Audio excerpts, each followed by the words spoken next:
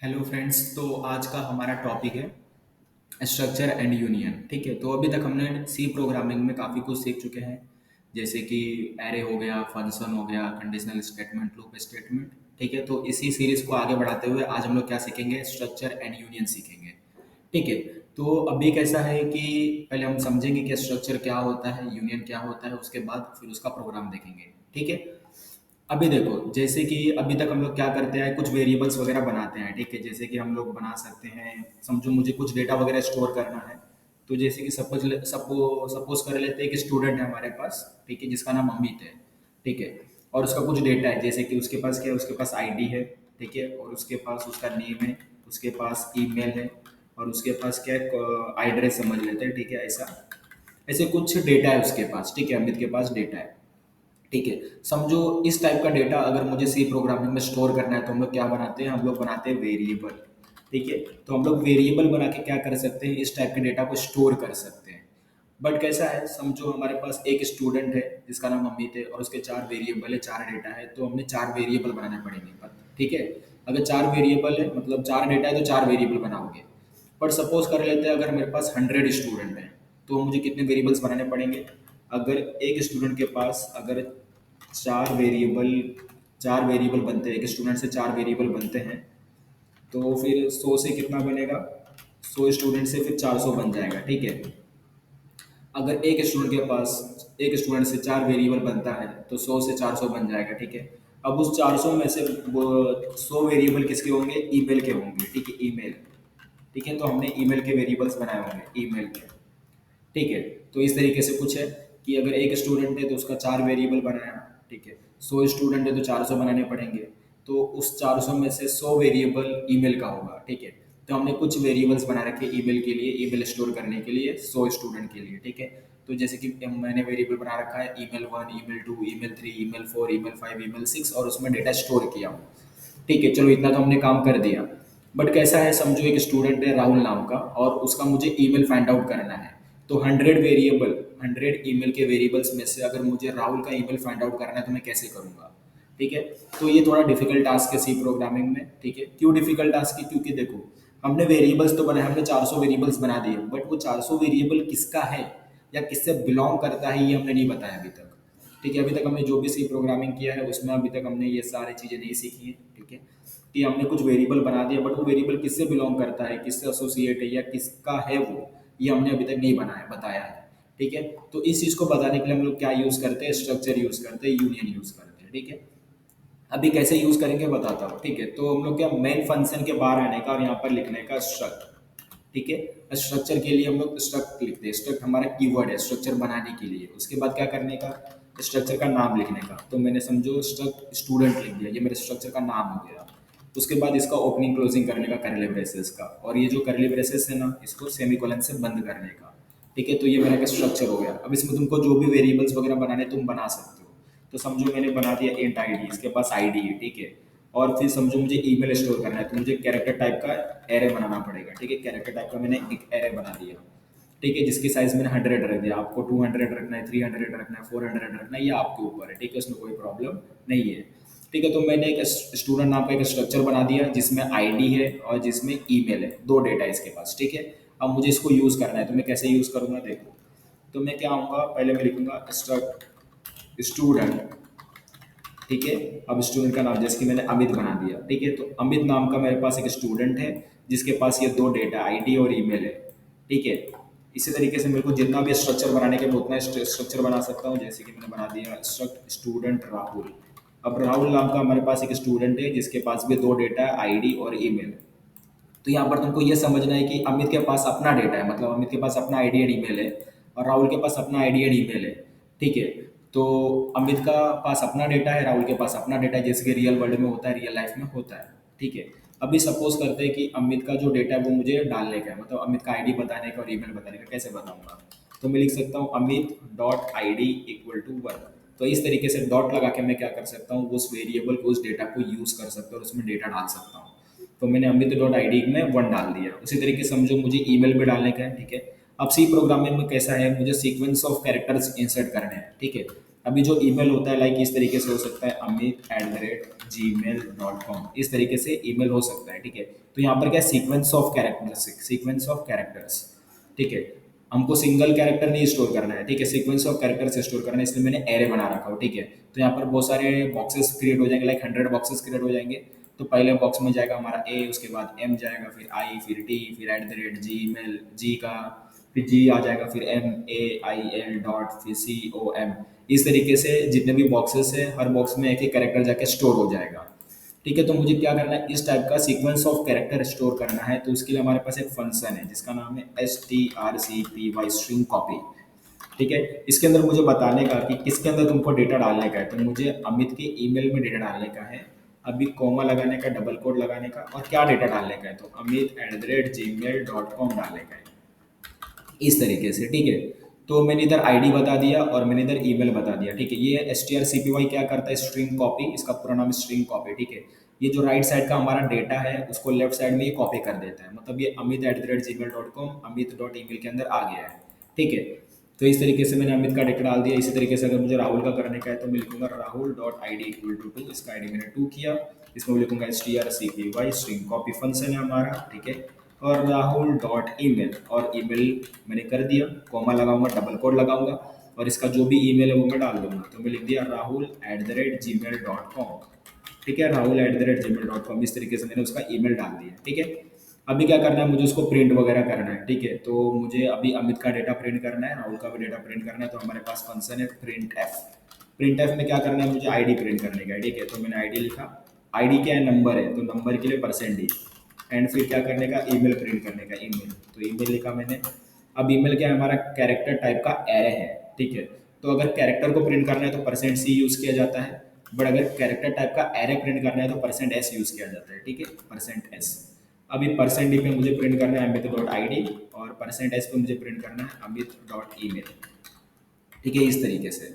अभी new line पे है, इसलिए हम लोग क्या करेंगे, /n का यूज़ करेंगे, /n का, ठीक है। न्यू लाइन के लिए /n यूज़ करेंगे। अब मैं क्या करता हूँ, इस लाइन को मैं कॉपी कर लेता हूँ एंड नीचे पेस्ट करता हूँ, ठीक है। अब इधर हम लोग प्रिंट करेंगे राहुल का आईडी एंड राहुल का ईमेल। तो मैं लिख देता हूँ Rahul dot I D, and इधर लिख देता हूँ राहुल डॉट ईमेल, ठीक है, राहुल डॉट ईमेल। तो मैंने अमित का आईडी, अमित का ईमेल प्रिंट किया, राहुल का आईडी, राहुल का ईमेल प्रिंट किया, ठीक है। और फिर मैं इधर बंद कर दूंगा, ठीक है। तो इस तरीके से मेरा हो गया कंटेंट, ठीक है। अब मैं इसको रन कर सकता हूँ, लेट्स एक बार रन करते हैं, ठीक है। रन किया मैंने, देखेंगे डेटा क्या है मेरे पास, ठीक है। अभी देखो इसमें बोल रहा है कि स्ट्रिंग डॉट एच लगाओ क्योंकि तुमने strcpy फंक्शन यूज़ किया है। तो एक्चुअली क्या होता है ना, ये जो फंक्शन है strcpy, ये हमको मिलता है स्ट्रिंग डॉट एच से। तो एक हेडर फाइल लगाना पड़ेगा, hash include string dot H, string string dot H, ये वाला हेडर फाइल लगाना पड़ेगा, ठीक है। मैंने रन किया प्रोग्राम को। अभी देख सकते हैं हमारे पास आईडी है 1 और ईमेल है amit@gmail.com, आईडी है 2 और ईमेल है rahul@gmail.com। मतलब देखो, जब मैं अमित का डेटा प्रिंट कर रहा हूँ तो अमित का डेटा प्रिंट हो रहा है, जब मैंने राहुल का डेटा प्रिंट किया तो राहुल का डेटा प्रिंट हुआ। तो मैंने जो सिनारियो तुमको समझाया था स्टार्टिंग ऑफ द वीडियो, ठीक है, वो हमारा जो सिनारियो था, वो जो हमारा प्रॉब्लम था, ठीक है, वो इधर मैंने सॉल्व कर दिया with the help of structure. तो स्ट्रक्चर की मदद से हम क्या कर सकते हैं, ये जो डेटा है, ये वेरिएबल जो ये किसका है हमने बताया है, देखो। तो अमित के पास अपना आईडी और ईमेल होगा, राहुल के पास अपना आईडी और ईमेल होगा। अगर मुझे अमित का आईडी जानने का है तो अमित डॉट आई डी लिखूंगा, अमित का ईमेल जानने का है तो अमित डॉट ईमेल लिखूंगा, राहुल का आईडी चाहिए तो Rahul dot I D, Rahul का ईमेल चाहिए तो राहुल डॉट ईमेल। इसी तरीके से अगर कोई और स्टूडेंट है तो बस डॉट लगा के हम क्या कर सकते हैं, वेरिएबल को, उसका जो डेटा है उसको यूज़ कर सकते हैं, उसको एक्सेस कर सकते हैं, ठीक है। तो ये हमारा स्ट्रक्चर था, ठीक है। अब इधर क्या होता है ना, ये जो दोनों वेरिएबल हैं वो अमित से ग्रुप हो गया, मतलब ये अमित के पास अपना आईडी ईमेल होगा तो अमित का जो आईडी और ईमेल है वो अमित से ग्रुप हो गया है, अमित से बिलोंग करता है, ठीक है। अभी राहुल के पास अपना आईडी और ईमेल होगा तो ये जो वेरिएबल है राहुल के, वो राहुल से ग्रुप हो गए, राहुल से लाइक बिलोंग करते हैं अभी, ठीक है। तो मैं इसको यूज़ कर सकता हूँ डॉट लगा के, Amit dot I D, Amit dot email, Rahul का चाहिए तो Rahul dot I D, Rahul dot email, that's all, ठीक है।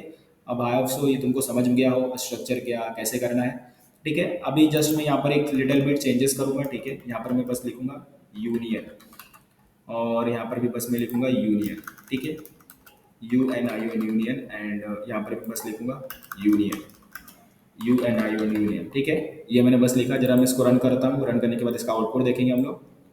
देखो आईडी जो है वो रॉन्ग आ रहा है, हमने आईडी कुछ और दिया था, मैंने आईडी 1 और 2 दिया था, ठीक है। आईडी रॉन्ग है, दोनों का ही आईडी रॉन्ग है, बट जो ईमेल है वो करेक्ट है, ठीक है। ईमेल करेक्ट आ रहा है, आईडी रॉन्ग आ रहा है, तो यहाँ पर क्या हुआ जरा समझते हैं। तो अभी क्या होता है ना, स्ट्रक्चर एंड यूनियन में कुछ डिफरेंस है, पहले उसको समझेंगे हम, ठीक है। तो जब तुमने इसका स्ट्रक्चर बनाया था तो अमित के पास आईडी और ईमेल ये दोनों डेटा थे, राहुल के पास भी आईडी और ईमेल दोनों डेटा थे। बट जब तुमने यूनियन बनाया तो यूनियन में क्या होता है, अमित के पास इन दोनों में से एक ही डेटा आएगा, या तो आईडी आएगा या तो ईमेल आएगा। राहुल के पास भी इन दोनों में से एक ही डेटा आएगा, या तो आईडी आएगा या तो ईमेल आएगा, दोनों नहीं आएंगे, ठीक है। तो स्ट्रक्चर में क्या होता है, जितने भी वेरिएबल होते हैं सारा का सारा वेरिएबल मिलता है, ठीक है। बट यूनियन में क्या होता है, एक ही वेरिएबल मिलेगा, एक टाइम पे एक ही वेरिएबल, ठीक है। अब वो कैसे डिसाइड होता है उसको हम समझते हैं।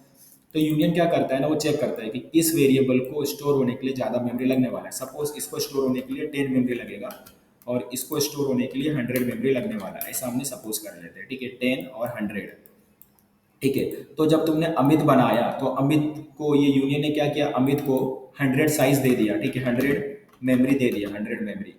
अब उस 100 में से आपको समझो आईडी स्टोर करने का है, तो उस 100 में से आप क्या कर लो, बस 10 जो डेटा है वो यूज़ कर लो और आईडी को स्टोर कर लो, ठीक है, ऐसा। तो 10 डेटा यूज़ कर, 10 जो मेमोरी है उसको यूज़ कर लिया और आईडी को स्टोर कर दिया। बट समझो आपको ईमेल स्टोर करने का है, तो आपको कितना 100 का 100 यूज़ करना पड़ेगा, बराबर 100 का 100। तो आप क्या करोगे, पूरा 100 का 100 यूज़ कर लोगे और इधर क्या कर लोगे, ईमेल स्टोर कर लोगे इस तरीके से, ठीक है। तो ये दोनों में डिफरेंस है, ठीक है। तो जब हमने अमित आईडी स्टोर किया तो 10 मेमोरी दिया उसको, ठीक है, 10 मेमोरी यूज़ कर लिया, 100 में से 10 मेमोरी, ठीक है। बट जब हमको ईमेल स्टोर करने का तो हमको 100 का 100 यूज़ करना पड़ेगा, मतलब पूरा का पूरा जो साइज था वो ऑक्यूपाइड हो गया, ठीक है। तो इस तरीके से क्या होता है, बस एक टाइम पे एक ही डेटा स्टोर हो सकता है, दोनों स्टोर नहीं हो सकता, ठीक है। मैं थोड़ा इसको और क्लियर कर देता हूँ, ठीक है। तो अब इसके पास क्या 100 मेमोरी है, अब सपोज मुझे आईडी स्टोर करने का, तो मैं क्या करूँगा, 100 में से 10 मेमोरी यूज़ करूँगा। अब कितना बचा, 90, ठीक है। तो 10 मेमोरी मैंने लगा लिया आईडी स्टोर करने के लिए इस तरीके से, ठीक है। 10 मेमोरी मैंने लगा दिया आईडी स्टोर करने के लिए, 10 में आईडी में स्टोर कर रहा हूँ। बट सपोज मुझे ईमेल स्टोर करने का है, तो मुझे कितना मेमोरी चाहिए, 100 चाहिए, ठीक है। तो मुझे क्या करना पड़ेगा, ये जो 10 मैंने ऑक्यूपाइड किया उसको मुझे हटाना पड़ेगा, ठीक है, 10 मुझे हटाना पड़ेगा। और मैं इधर पूरा 100 का 100 यूज़ करूँगा, जिससे मतलब बचा 0 है। तो मैंने 100 का 100 मेमोरी किसके लिए यूज़ कर लिया, ईमेल स्टोर करने के लिए कर लिया, ठीक है। तो आईडी क्या हो गया, मेमोरी से डिलीट हो गया, ठीक है। तो इस तरीके से काम करता है कि मैं एक टाइम पे एक ही डेटा स्टोर कर सकता हूँ, दोनों नहीं कर सकता हूँ, क्योंकि ये जो यूनियन होता है ना, मेमोरी इफिशियंट होता है, ये मेमोरी को अच्छे से यूटिलाइज करता है, यूज़ करता है, ठीक है। तो अभी क्या हुआ, जब मैंने अमित बनाया तो अमित के पास इन दोनों में से एक ही डेटा आएगा, ठीक है। राहुल के पास भी इन दोनों में से एक ही डेटा आएगा। वो कैसे डिसाइड होता है ज़रा समझते हैं। जब तुमने अमित का आईडी डाला तो अमित के आईडी को मेमोरी मिला, ठीक है। तो इसको इसने कितना दे दिया, 10 मेमोरी दे दिया, ठीक है। तो अमित जब तुमने आईडी डाला तो अमित के आईडी को मेमोरी मिला। बाद में जब तुमने अमित का ईमेल डाला तो इसने पूरा 100 का 100 यूज़ कर लिया मेमोरी, और ये मेमोरी से क्या हो गया, डिलीट हो गया इस तरीके से। इसको समझ में आया, इस तरीके से काम हो रहा है। जब तुमने राहुल का आईडी डाला तो राहुल के आईडी को मेमोरी मिला, तो उसने 10 यूज़ किया होगा। फिर जब तुमने राहुल का ईमेल डाल दिया तो राहुल ने पूरा 100 का 100 मेमोरी यूज़ कर लिया, तो ये जो होगा आईडी वो मेमोरी से डिलीट हो जाएगा इस तरीके से। इसलिए जब तुम इसको रन करके देख रहे हो तो क्या हो रहा है, तुम्हारे आउटपुट में आईडी जो है रॉन्ग आ रहा है, ईमेल करेक्ट आ रहा है, क्योंकि अभी ईमेल को मेमोरी मिला हुआ है, आईडी मेमोरी से डिलीट हो चुका है। तो यहाँ पर क्या आ रहा है, कोई गार्बेज वैल्यू है, रैंडम वैल्यू है, अननोन वैल्यू आ रहा है, ठीक है। इसको हम गार्बेज वैल्यू बोल सकते हैं, रैंडम वैल्यू बोल सकते हैं, अननोन वैल्यू बोल सकते हैं, या अनएक्सपेक्टेड रिजल्ट बोल सकते हैं, अनएक्सपेक्टेड वैल्यू बोल सकते हैं, ठीक है। अभी देखो, अगर मैं इसको सिनारियो चेंज कर दूँ, अगर मैं समझो इसको कट करके मैं इसको पहले लिख दूँ राहुल का, ठीक है। ये जो मैंने कट करके पहले लिख दिया, ठीक है। तो अभी कैसा है, राहुल के ईमेल, अभी कैसा होगा, पहले राहुल के ईमेल को मेमोरी मिला जो कि 100 का 100 ऑक्यूपाई कर लिया। बाद में राहुल के आईडी को मेमोरी मिलेगा जो कि 10 है, ठीक है। तो ये क्या हो जाएगा, मेमोरी से डिलीट हो जाएगा, ठीक है। अब इसको मेमोरी मिल चुका है, ठीक है। अभी तुम अगर इसको रन करके देखोगे ना, देखो आउटपुट क्या आता है। तो जो अमित का है, जो अमित का है, अमित अमित का आईडी रॉन्ग आ रहा है, ईमेल करेक्ट आ रहा है। बट जो राहुल है, राहुल, ठीक है, उस राहुल का आईडी करेक्ट आएगा, तो राहुल का आईडी करेक्ट आ रहा है बट ईमेल रॉन्ग आ रहा है, ईमेल आ ही नहीं रहा है बोले तो, ठीक है। तो कुल मिलाकर बात यह है, जो आप बाद में करोगे, मतलब जिसको भी आप बाद में मेमोरी दोगे, बाद में वैल्यू दोगे, उसको वैल्यू मिलेगी, और पहले वाला जो चीज़ होगा वो ओवरराइड हो जाएगा, मेमोरी से डिलीट हो जाएगा, ठीक है। तो पहले देखो, अमित के आपने आईडी को मेमोरी दिया, बाद में ईमेल को मेमोरी दिया, तो आईडी मेमोरी से डिलीट हो गया। और इस केस में क्या हो रहा है, पहले आपने ईमेल को मेमोरी दिया, बाद में आईडी को मेमोरी दिया, ठीक है। तो जो ईमेल था पहले का वो डिलीट हो गया मेमोरी से, ठीक है। इस तरीके से ये जो स्ट्रक्चर एंड यूनियन है काम करते हैं, ठीक है। एक बार और दोनों के बीच में जो डिफरेंस है वो मैं समझा देता हूँ, ठीक है। जो यूनियन होता है, जो स्ट्रक्चर होता है, उसमें क्या होता है कि जितने हमारा जितना भी वेरिएबल है सबको मेमोरी मिलेगा। बट यूनियन में क्या होता है, ओनली एक ही वेरिएबल को मेमोरी मिलता है, ठीक है। जो यूनियन होता है वो मेमोरी इफिशियंट होता है, ठीक है, वो मेमोरी को अच्छे से यूटिलाइज करता है, ठीक है।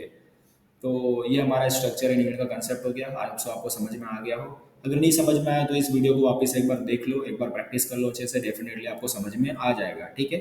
ज़्यादा डिफिकल्ट कंसेप्ट नहीं है, बट बस इतनी सी बात है कि हम लोग क्या कर रहे हैं, स्ट्रक्चर एंड यूनिट बना के हमारे जो वेरिएबल्स है उसको मैं ग्रुप करवा रहा हूँ, ठीक है। तो मैं बता रहा हूँ कि ये वेरिएबल जो किसके है, अमित का, ये अमित के पास अपना आईडी और ईमेल है, राहुल के पास अपना आईडी और ईमेल है, तो हम लोग वेरिएबल्स को ग्रुप कर रहे हैं कि ये जो वेरिएबल अमित के पास भी है, ये वेरिएबल राहुल के पास भी है। अगर अमित का यूज़ करना है तो Amit dot ID, Amit dot email dot लगा के यूज़ कर सकते हैं। राहुल का यूज़ करना है तो Rahul dot ID, Rahul dot email लगा के यूज़ कर सकते हैं, ठीक है। तो हमने क्या किया, वेरिएबल को ग्रुप किया, ठीक है। अभी दो चीज़ होती है स्ट्रक्चर यूनियन। तो जो स्ट्रक्चर होता है ना, उसमें जितने भी वेरिएबल होते हैं सबको मेमोरी मिलता है, बट यूनियन में एक ही वेरिएबल को मेमोरी मिलेगा एक समय पे। और जो यूनियन होता है वो मेमोरी इफिशियंट होता है, ठीक है। तो आपको समझ में आ गया हो, ठीक है। ये जो कोड है आपको मिल जाएगा, मैं इधर अपने गिटहब पे डाल देता हूँ यहाँ पर कोड, ठीक है। इसमें कोई प्रॉब्लम नहीं है, मैं क्रिएट न्यू फाइल करता हूँ और मैं इधर कोड ये डाल देता हूँ, ठीक है। इसका नाम मैं दे देता हूँ union union underscore program dot C, ठीक है। और ये जो कोड है मैं यहाँ पर डाल देता हूँ, ठीक है। तो आप मेरे गिटहब प्रोफाइल से क्या कर सकते हो, कोड को एक्सेस कर सकते हो, कोई प्रॉब्लम नहीं है, ठीक है। तो मेरे गिटहब प्रोफाइल पे आने का और इस प्रोग्राम को, मतलब आप इस कोड को आपको मिल जाएगा। मैं अपना दूसरा भी डाल देता हूँ, यूनिट स्ट्रक्चर वाला भी डाल देता हूँ, ठीक है।